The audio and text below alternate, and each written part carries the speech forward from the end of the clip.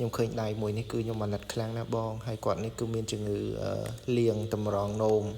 បាទខូចកលៀនអញ្ចឹងណាបងគាត់ត្រូវការលាងឈាមជាប្រចាំអញ្ចឹងណាបងគាត់លាងតាំងពីអាយុ19រហូតដល់អាយុ21ឥឡូវគាត់អាយុ21បងគាត់ត្រូវការថវិកាជាបន្ទាន់អញ្ចឹងណាបងបើសិនជាបងប្អូនបាទ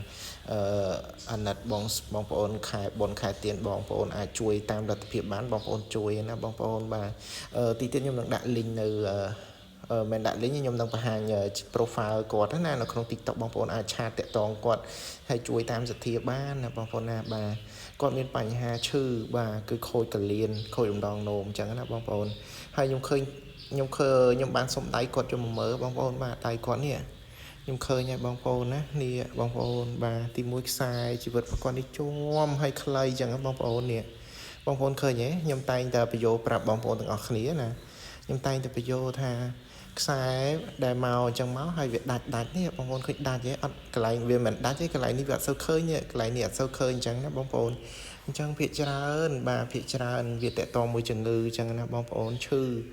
គាត់នឹងឈឺអញ្ចឹងណាតែឈឺអីយើងអត់ដឹងទេយើងត្រូវប្រុងប្រយ័ត្នអញ្ចឹងណាបងប្អូនបាទ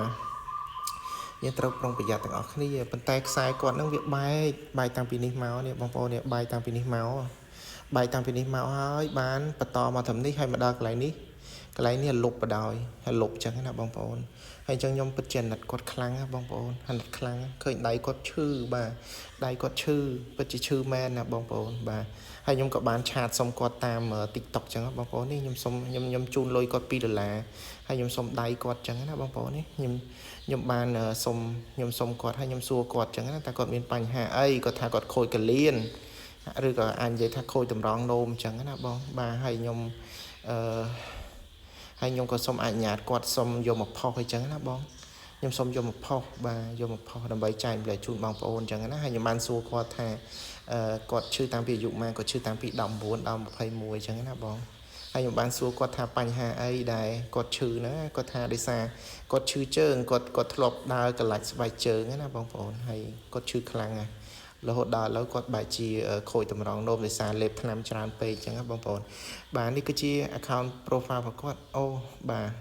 account profile របស់គាត់បងប្អូនអាចអីនេះទៅអាចចូលទៅដោយសារខ្ញុំបិទវីដេអូខ្ញុំបិទអ៊ីនធឺណិតបាទដើម្បីខ្ញុំថតវីដេអូទៅកុំឲ្យវាលោតឆាតច្រើនពេកទៅវាមើលអត់ឃើញអញ្ចឹងបងប្អូនអាចចូលមើលបានខ្ញុំបើកវីដេអូជូនខ្ញុំបើកជូនសិនអញ្ចឹងបងបាទគាត់អីនេះតើបាទគាត់មានរូបភាពនៅហ្នឹងបងប្អូននេះឃើញទេបងប្អូននេះគាត់ឈឺបងប្អូននេះគាត់បតោងឈាមគាត់លាងឈាមអីចឹងបងប្អូនបាទបងប្អូនអាណិតជួយថវិកាខ្លះមកបងប្អូនបាទគាត់មិនជាប់សាច់ឈាមឲ្យខ្ញុំទេគាត់ថាខ្ញុំឃើញខ្ញុំអាណិតចឹងខ្ញុំសបផ្សាយជូនចឹងបងប្អូនបាទហ្នឹងហើយអញ្ចឹងបងប្អូនអាចចូលមើលបានហើយខ្ញុំអាណិតគាត់ណាដោយសារខ្ញុំឃើញដៃគាត់អញ្ចឹងមកខ្ញុំយកមកចែកម្លែកជូនបងប្អូនទាំងអស់គ្នាណាបងប្អូនបាទអញ្ចឹង